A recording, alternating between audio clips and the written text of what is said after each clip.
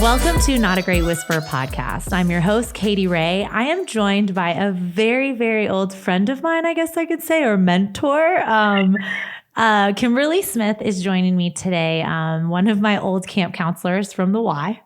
But really, it's funny. We were just talking about this. Our age difference is not much at all. But of course, when I'm younger and you're like in your teenager, you know, grabbing your first job, it's definitely like a difference then. But welcome to the show. I'm so excited to have you. Thank you for joining. Oh, thank you for having me. A lot of this today is really talking about your journey into becoming a foster parent. I watch your story. I'm inspired by your story. I adore people who help children, just in any situation. So I would love to kind of discuss how that all happened. And if you want to tell any story, was I a bad kid during, No, I absolutely loved you. I really did. I feel like I was a good kid, right? I would feel like you I was were. a good kid. Thank you. You had a good, so solid head on your shoulders. I could like actually converse with you and not have to like try and get you not to put jellyfish down your pants like some others in the camp. So, oh my God, we did go to the beach so much too. We sure did. We sure did. And two people, two guys that stand out in my head for me trying to figure out on one of the camping trip in Key West. Oh my God. Can you believe we went there? I know. It's crazy. But yeah, they put two jellyfish down their pants. No, yeah. Just a normal day. It's just a normal day in the life. So thank you for not doing anything like that. Welcome. Oh my gosh, you're so well. I'm so glad I could be that person for you. So from there, from your camp counseling job, really your journey just into us growing up, right? What really made you want to stop fostering? You know, what was it that you kind of jumped into it? Okay, here's going to be the funny thing. I didn't want to. Oh. It was never a passion. It was not one of those things. Because I mean, you hear foster parents all the times that are like, oh, it was just such a calling on my life. I felt like I had to do this and God was calling me to this. No, it was not anything like that. My first go round, actually, when you knew me, I was a foster parent. Oh, wow. The rules were different. And this is going to blow your mind. Okay. But the little girl and the little boy that were my brother and sister, I was their foster parent. And during my time in the Y, you know, they would live back and forth with me on and off several times. That's why they kind of disappeared. And then they'd be around for a couple months and then they'd disappear. And then, you know, again, they were steady. Our parent, do I have to watch my mouth? No, never. We're explicit. Okay. Live your life. Okay. Our parents were pieces of shit. My mother and her husband, my stepfather. So obviously the state would come in, take the kids. Where can the kids go? They would come to me. Foster care was so much different back then. There weren't like these crazy rules and nobody really checking up on you, especially because they were kin to me. So it was just kind of the title that they gave me. That was way back when DCF was HRS, if that tells you anything. So yeah, we did that. I did that from 96 until 2008. I had no idea you were fostering that. I mean, they were your brother and sister, but that's a lot for a 19-year-old, you know? Oh yeah, absolutely. You're not even allowed to become a foster parent at 19 anymore. It's 21, right? Yep. So that was kind of an odd situation. So I kind of got into that, basically so that they didn't have like the same rules then that they do now. Now, if you have your child removed, the first thing that they ask you is if you know anybody or have anybody within your unit that can take the child to keep the child out of foster care. Back then, that wasn't the case.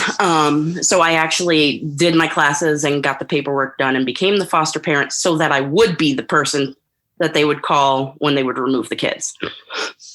Then, of course, you know, Dave, I met Dave in 96. We got married in 2002.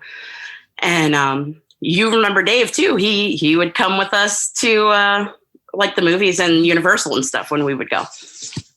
Or Disney Quest. Disney Quest was what it was. So he kind of jumped in. You know, I told him before we got married, I'm like, look, you know, here's the way that this is going to go. You know the situation. one, if not both of them, are going to be living with us permanently. Now's your time to run if you need to run. No hard feelings. This is what it is. It is what it is. Here it is. Yep. Like lock, stock, and barrel. And sure as shit, here they came. We had a couple of really rough years with my mother. She had heart attacks and strokes, and there was injunctions on the father and the whole 9 yards. So we kept them, finally got custody, if you will, in 2008 after my mother died. How old were they then? Oh gosh, I don't know. I'm bad at math. 2008. Maybe around. She's 27. He's just about to be 26. Okay. So got you. He was finishing 8th grade going into 9th. Wow. And she would have been in 10th going into 11th. Yep. They're 13 months apart. They're Irish twins. So they knew everything that was going on. Oh, 100%. 100%. So Jim came first, full time. He was very suicidal, and he was texting me, and it just so happens that I went to school with and I was friends with his guidance counselor. And I had taken the texts that he had messaged me and sent them to her, got a whole investigation started. The majority of the time when social services were called, I was the caller. I'm so much older than they are. She just turned 27. He'll be 26 on January 6th. I'm 45. So there's quite an age gap. There's 19 years between me and Megan, and 20 years, between something like that, 18, 19 years. I can't math. Math's not my thing. You don't need to math. Don't worry. Yeah, no. 2 a.m. feedings, I got that. Math, no. So long story short, she followed later because she was really involved in her school. They're in Pasco County. We're in Hillsborough. So basically, I'd go and pick her up for the weekends, and she'd stay all of the breaks with us. They call my in-laws Nana and Granddad. It's absolutely crazy. So that started that round. Once we got them full time, and didn't have to go back and forth with the state and all that kind of crazy shit anymore, we stopped. We never opened for anybody other than them at that time. Then we were, okay, here, this is going to be fun. My husband was the associate pastor at our church. Okay. From talking to me, we're quite liberal. We're not everybody's cup of tea. Regardless. You're my cup of tea. I know. Regardless, we, what do you call it? You always have those people in a congregation that they don't want to make their situation better. They thrive on the chaos that they create. Okay. And that was this particular woman. She had custody of her one granddaughter. Her daughter was in jail. She lived with her son's girlfriend, and an 18-month-old little boy. Okay. So what happens when CPI picks up kids? They ask if there's anybody that you know. So for whatever reason, and because we tried to distance ourselves from this woman after trying to work with her, for several years, and just seeing that, she was her own biggest obstacle. So we would distance ourselves and just keep it. You don't keep pouring yourself into somebody who doesn't want it. So essentially, we get a call asking if we would take an 18-month-old little boy that she had said that we could take him, and it was only going to be for a couple of days, until the family got everything sorted out. For anybody listening to this, CPI lies. Okay. They have no idea how long the kids are going to be in. They can't estimate it because you don't know what that person's story is. No, because you have no idea what the parents are going to do on their case. But naively, we're like, okay, well, it's a member of the church, it's like, all right, we have a crib. Because I still had Zeke's old crib. So it was like, all right, couple days, that won't hurt. 3 years later. Wow. Not even kidding. So he was something. He was something. He was definitely my baptism by fire. A few weeks after we had gotten him, the case manager comes in and says, now we're not foster parents. We're just relative or non-relative kinship placement at this time. Okay. And the case manager comes in and she's like, we need to have a conversation. I'm like, oh, okay. Is he going home? No. Mom's pregnant. What? Mom's quite pregnant. I'm like, oh, okay. This is about November at this point. And I'm like, when is the baby due? And she's like, nearest we can tell, February. What? Wait, what? Okay. So she's almost two. Right. Okay. So we sat down and we talked about it, me and Dave and Zeke.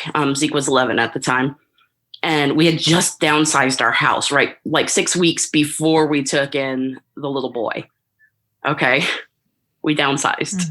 Smaller house. Way to go. So, I mean, basically we had just unpacked. So we talked about taking the other child. And it was like, oh, Dave didn't want to. I was like, I really feel like we should keep the boys together or the kids together. And he's like, how are we going to afford to do this? Because as non-relative kinship, you don't get any financial care, no financial help at all. And that's a baby. So the baby's going to need WIC or, I'm going to need WIC, but I can't qualify for WIC on my own because my income's too high. Because you have to pay for the formula and stuff otherwise. So we were talking about it and we were like, okay, well, if we're meant to take the baby, everything's going to line up. There's going to have to be certain things that just really line up to allow us to be able to do this. One, it has to be a boy.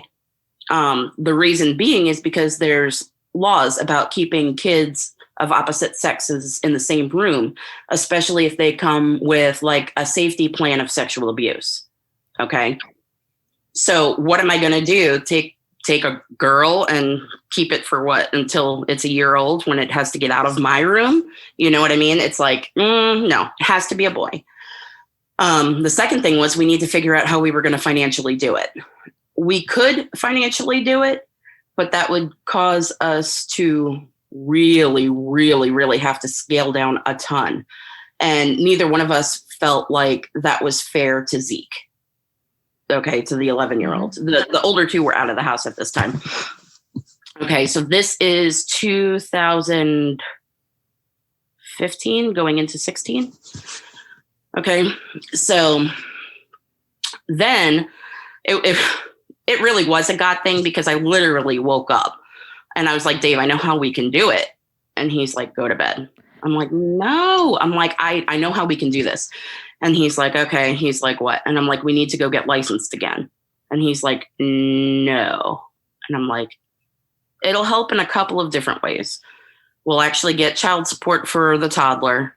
We'll get child support for the baby coming in. Plus, which was the biggest thing, we'll get WIC for the baby for the formula because formula is huge. Such a huge budget. Yes. It is. You figure a baby goes through, a can about every day and a half, and even your cheap formulas are $20 a can. I know.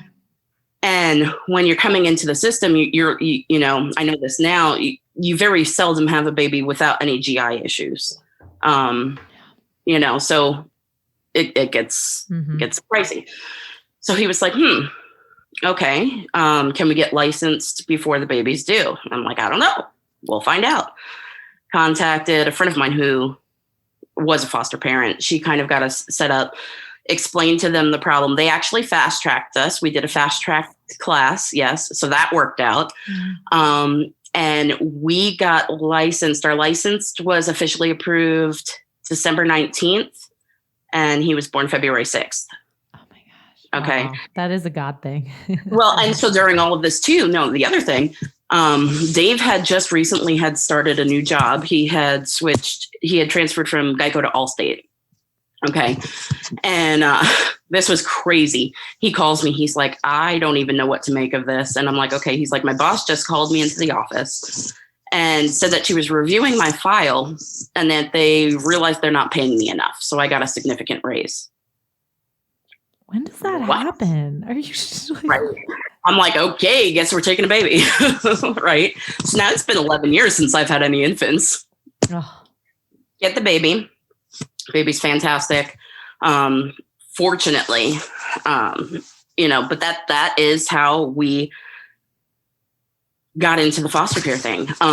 We weren't going to take any other kids except for these 2 little boys. And then we made the mistake of doing respite for a 1-year-old toddler because we wanted to see respite. Respite, like childcare. Okay. So like when a lot of foster parents don't take their kids on vacations and stuff like that. So they'll place them with another foster family. Oh, okay. So that they can go do their thing. This woman, her mother had fallen ill out of country, St. Kitts, and we couldn't get a court order in time to travel with the child. So we took him, and it was like, let's just see how our little boy does with another kid, because our little boy had behavior. Mm-hmm. And so it was like, just to kind of get a feel of what we're up against. Was not preparation. But in doing that and in immersing ourselves into the foster community, we saw that there was a need. So we did open up. Zeke actually asked us to open up. He was like, hey, I know we're only doing it for these guys, but there's a lot of kids. And I'm like, yeah, buddy, this isn't something that we can discuss on the ride home from school. We're going to have to sit down and talk to Daddy about it. Can we go pick up those kids I know about over here, Mom? Is that cool? No? Okay. Right. No. So Zeke has a huge heart. But yeah, so that's how we accidentally got into foster care twice. And so, yeah, I am one of the legitimate ones who can say we did it for the money, which sounds so shitty. But we need the income in order to keep the brothers together, which ended up backfiring anyway. But here we are, we needed the WIC. I love that you took in siblings. I think that's one of the heart-wrenching stories I always hear when they separate siblings. It like rips. I can't imagine the kid like Jaden and Julian separating. Like I couldn't. I love that you guys made it happen for them. We did end up having to disrupt for the older one and separate them because he was dangerous. I know that sounds absolutely ridiculous, and I would never have thought a toddler could be dangerous unless I saw it for myself. But yeah, he tried to kill his little brother several times, strangle him. So I had to wear him. I wore him. We really tried to make it work. I wore the baby for 11 straight months. What was their age difference? What was their age difference? 2 years, roughly. You know what? You don't know what he saw in that. You know what I mean? Oh, I do know what he saw. Well, but people don't know putting him in and then the baby. Right. I didn't know so it then. You had to protect. I mean, it's just yep. what you have to do. I had to have them on alternate schedules once the baby got older so that he could be up and interact and, do developmentally appropriate things without the risk of his brother trying to really hurt him. So they were on opposite schedules, and it was pretty crazy. But we did try. We tried at right about the 3-year mark is when we disrupted, and then they were both in foster care for another year. So when you kind of found that you try, I can't even imagine you being up basically 24 hours, right? Yeah. Is that what that means? Because you did separate schedules. So that's you being up for all day. It was pretty crazy because the baby obviously slept in my room. Yeah. I had to get special waivers and safety plans signed and started by the department in order to keep him in my room past a year old because of, the laws and stuff, because he couldn't go in I couldn't trust his brother with him. Mm-hmm. There's no way I would put him to sleep in the same room. So when that first happened, did you know it wasn't just like an accident and you knew something was going on like right away? Oh, 100%. Okay. We knew it was an accident. Yeah. You were like, oh, okay. Oh yeah. He used to tell us he was going to kill us all the time. He was going to chop us up into little pieces and eat us with a fork and ketchup. Oh my gosh. That rips your heart out because absolutely how he was raised, and like, there's nothing you can do at that point. Like he was a fire starter. Yeah. So we tried to make it work. It didn't. Not every family is a perfect fit. No, but it's something that you tried, and there's nothing you can do with that. But now that you're open, can you have kids for like a couple weeks at a time? Is that how that works? Like what? Yes and no. It depends on what you prefer to do. Me, I prefer not to take emergency placements. I prefer to do more long term. Just because it's like there's so much that's involved when a kid first comes into care, whether it's an emergency placement or not. They have to have their shelter hearing within the first 24 hours. They need to see a pediatrician and have a full, physical within the first 48 hours, different things like that. If they're all delayed. So when they come, you have to do their CBHA and have early steps come in and assess them and stuff like that. So it's a lot of like running around and a lot of hustle bustle in the beginning. And I'm not a chaotic person. So that organized. Yeah. Right. So I prefer the long haulers. We've had 23 kids at this point. Yeah. Are you someone who keeps track of like where they are now too, all 23? Some of them, because some of them, were short stays and they went with relatives and stuff like that. So there really wasn't like a bond. Yeah. Bond formed. The two little boys ended up getting adopted by their biological aunt and her wife, which that's a whole nother story for another time. But they're doing good. I do talk to them. I do see them. They live in Ohio. So like last year when we went to Ohio, we met up and were able to spend some time with the boys, and nice. Which was really hard. It was really, really hard for me to pull myself together for that. Oh my gosh, it was crazy. Because the baby was with us 21 months. So I was the only mama he knew. So they like set him on the floor and he went running to me, and that little boy climbed me. Holy cow. And of course I'm like, of course. Yeah, I was ugly crying. That it bond was real. rough. Yeah. I mean, yeah. Wow. But I'm so glad you keep in touch, because that's so important, how much love they have, Yes. One of the problems with keeping in touch with foster kids, and, I have one in particular that really comes to mind as far as that goes, is a lot of times, all of the times, the parents, they really, even if they get their kids back, it's not, they're not at an economical stage of where your average person is who hasn't had a hard time. I don't know how else to say that. So like, one of our foster kids, we had to cut off communication with, because his dad was constantly asking us for money. And I'm not talking about like, hey, can you fill my gas tank up? Or I'm talking about like $1,500, $500. And it's like, listen, I can support you. I can still babysit. I can give you advice. I can help you that way. If the baby needs something, give me a list. I'll Amazon it to your house. Yeah. But I'm not giving you $1,500. No. And you have no idea where it's going. And then there's someone I was talking to, like giving more support to the families to get their kids back. Like we need to put things in place, because it's not on the foster parent to be able to get them back on their feet. And then, your whole focus is the child, so it's like, that's a lot. Yeah. It's pretty crazy. I just, 23 kids for how long? What have you been in? 5 years. 5 years. Wow. And, and there's a need. Oh, absolutely. And that's just the ones we said yes to, because we're so short on foster parents. They'll waiver you to death. Okay. So like each home, you're only allowed by the state of Florida to have 5 children, and that's including your own.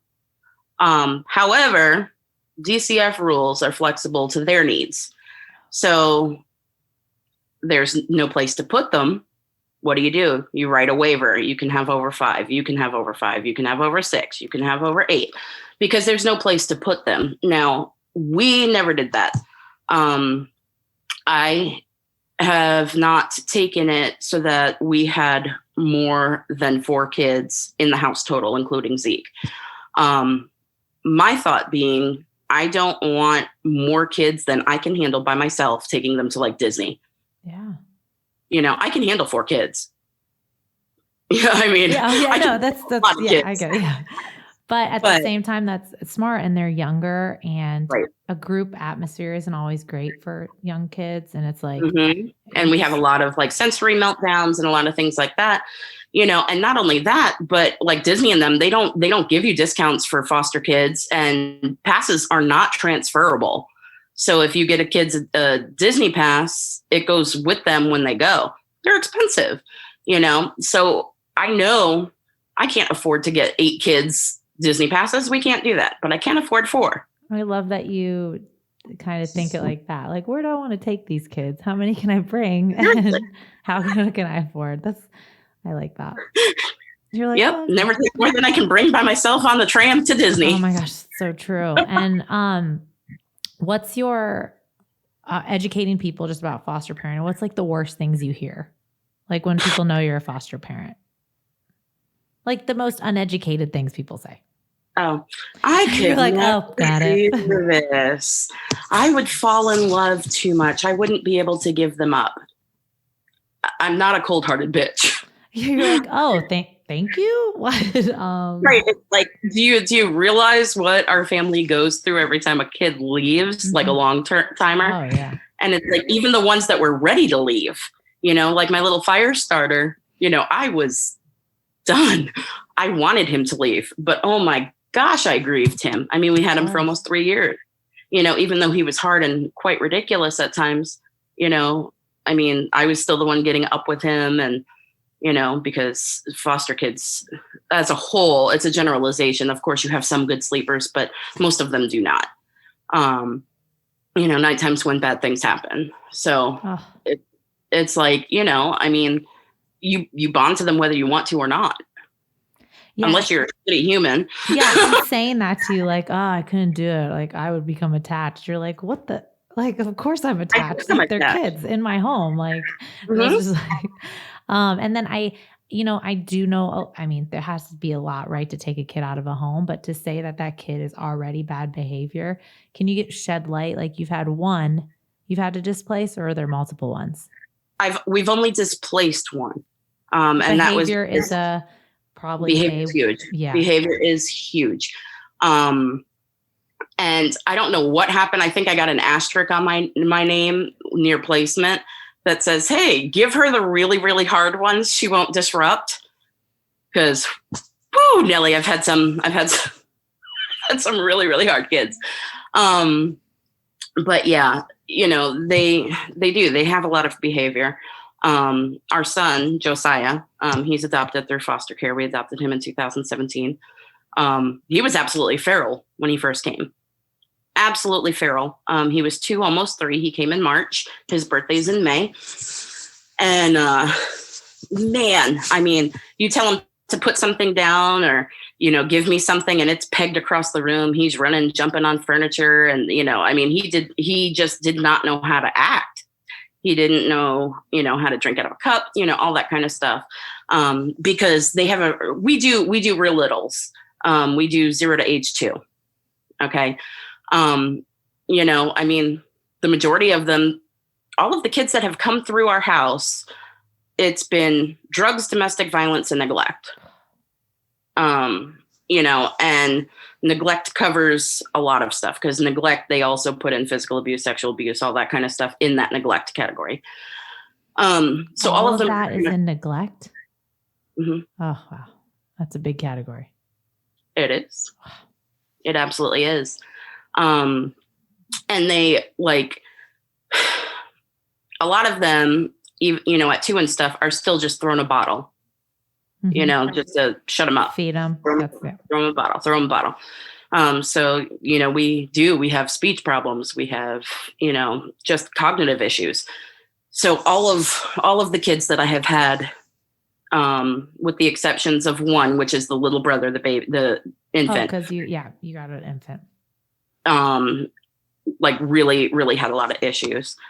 Yeah. My thing with that, I love that you take 0 to 2 and know, like this is going to be take on essentially a project because they've missed these certain milestones everyone always talks about. Right.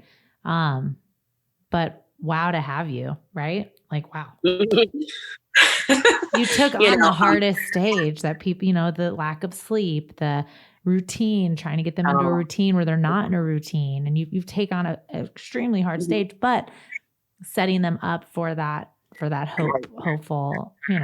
I love it. I actually love it. But does that mean at 2, they could possibly leave you, or it's just the ones you take in? That's just the age I'll take in. I won't disrupt because they get older. Okay. So okay.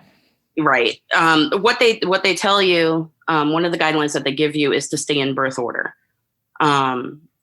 So like everybody is in birth order to when I got them, if that makes sense.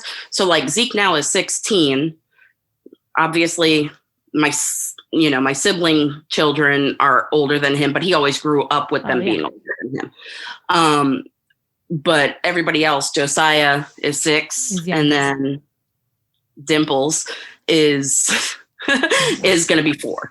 So you keep birth order. It says that they say that that's the most cohesive way to keep the family unit from breaking down and having a lot of drama. And we've had success with it. So saying you brought in an older child. Right. Okay. That would disrupt what is already going on, which is actually good. I'm hoping a child psychiatrist thought of that, or some type of research was behind that. But I understand that because you already set your spot in this family. And then the younger kids coming in, you can take a older role, a mentor role, a older sibling role, where if you come in older than me, it's like in a job, a leadership role coming outside. Exactly. I get that. Yep. So we've definitely stayed firm to that as far as, keeping the, age hierarchy. And what you notice, have more people been reaching out to you about questions about foster parenting? I feel like the awareness is becoming larger in different areas. But I still think there's just so much to be taught.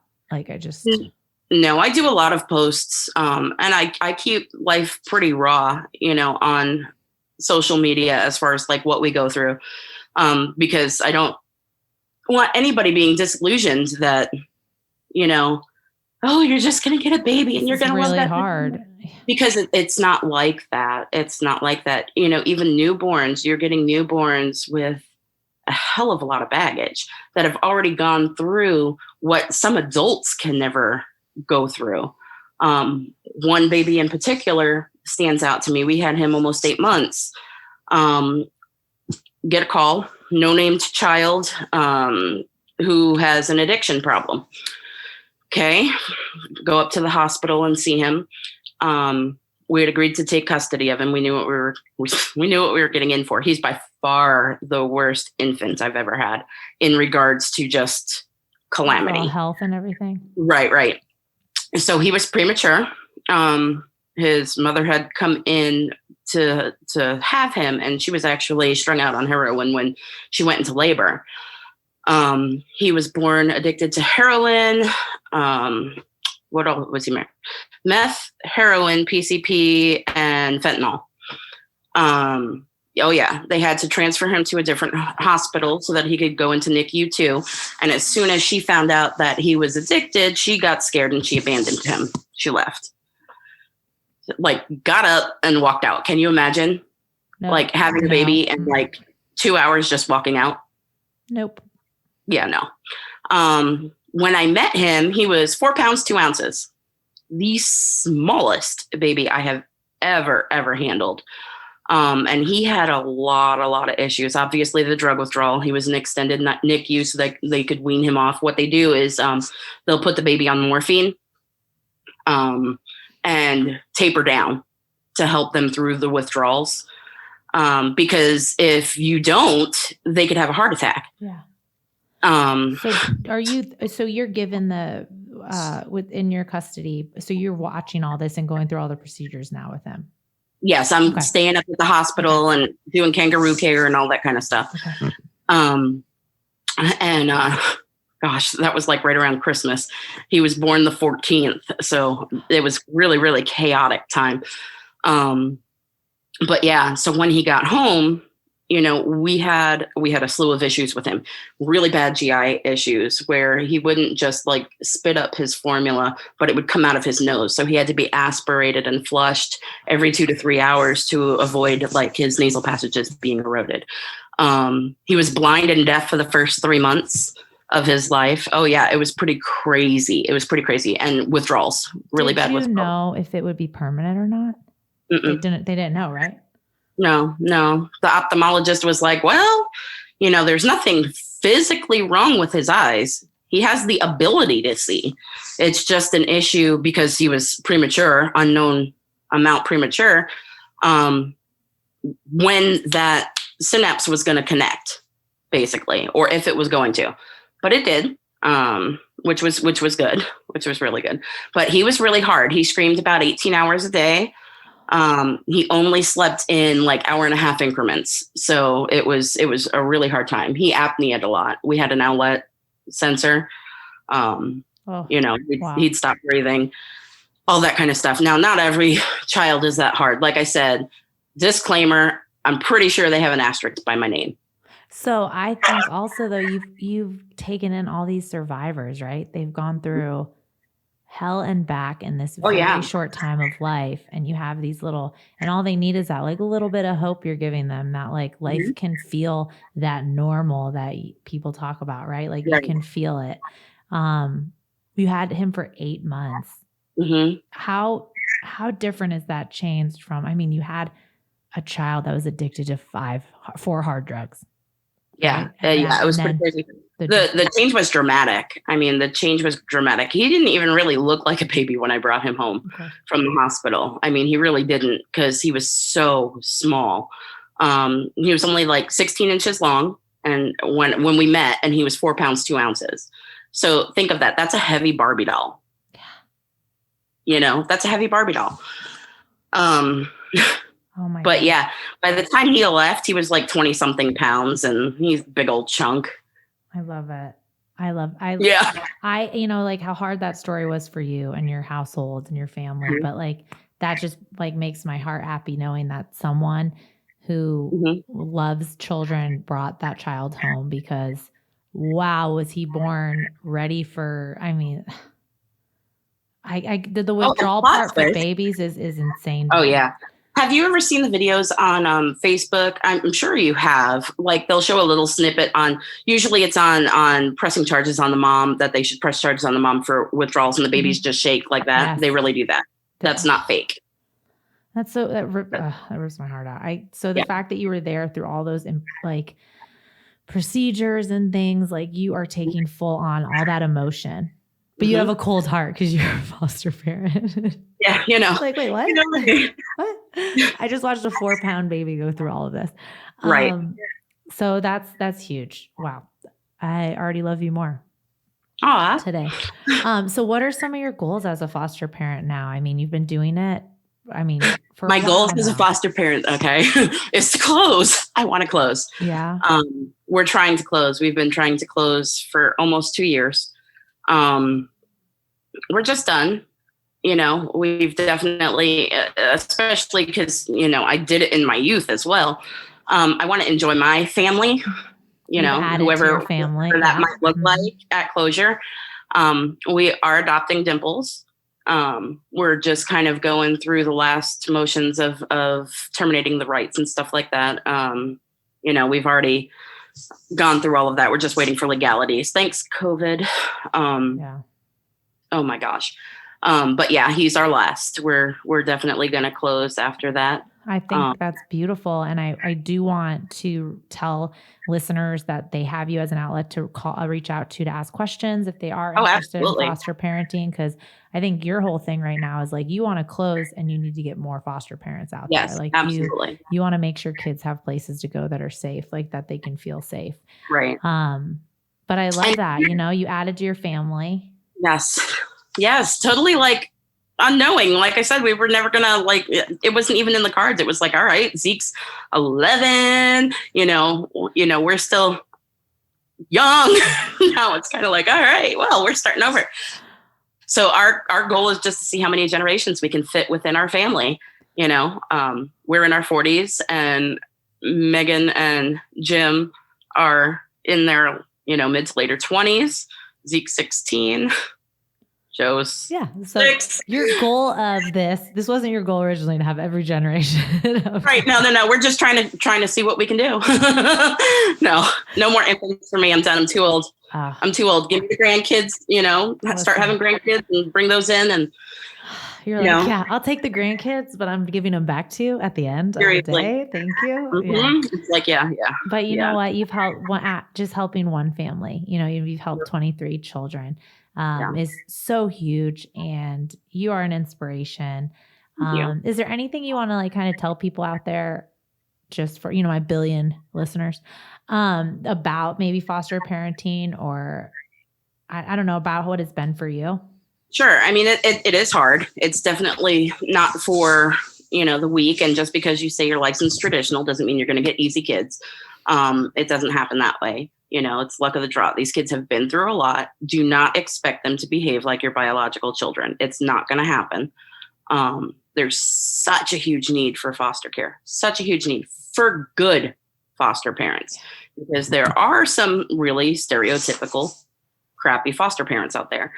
You can absolutely do it 100%. But again, don't expect that pretty little painted fence. You're just going to sit around and snuggle a newborn all day. It's not, you're going to help. Right. You're going to help these kids get over their trauma. And just because they're newborn does not mean they did not have trauma. They have experienced a lot of trauma in utero alone.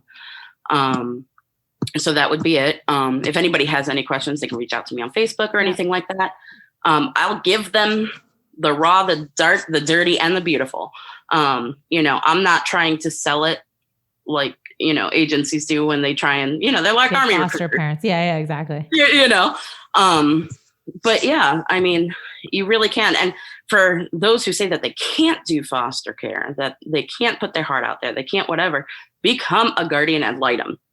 Guardian ad litems are huge, and we need them. They're short on them as well. They're volunteers that essentially become the voice of the child. So like in court, they're the only one looking out for the child's best interest. Oh. Okay, because you have your DCF and your case managers, and that's great, but they're not necessarily looking out for the child's best interest. They're assigned to the parents. They're helping the parents get everything together. Yep. Okay. Guardian ad litem. What is the guardian of? Guardian ad litem. Ad litem. Okay. Yes. GAL. So they actually have their own attorneys. They're volunteers. They meet with the kids. They meet with the foster parents, the parents, everything. And they kind of smack all the truth together and present it to the judge on behalf of the child. The FDS, she's representing me, yes, she needs to think about the children too, but she's my advocate. So you have, all of these cogs together, and we definitely need guardian ad litems. Yeah, more people for the kids for sure. I didn't know about that. I appreciate that. I think, again, education, awareness, what's needed, especially from people living it and understanding it more. Because I can't imagine the court cases you've had to go to, which is probably another podcast episode. Oh, yes. But I appreciate you. I'm a firm believer that pro-life is helping the children on this earth.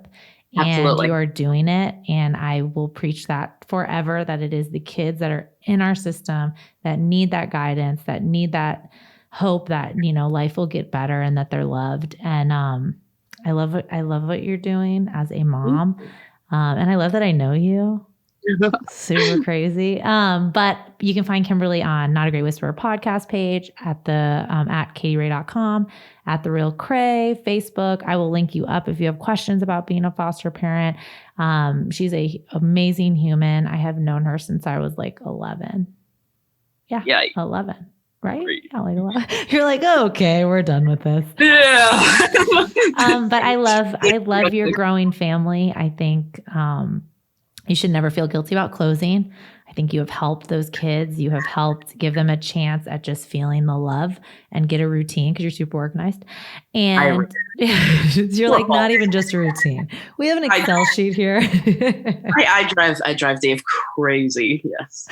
And thanks to Dave, right? You and Dave both. Like, wow.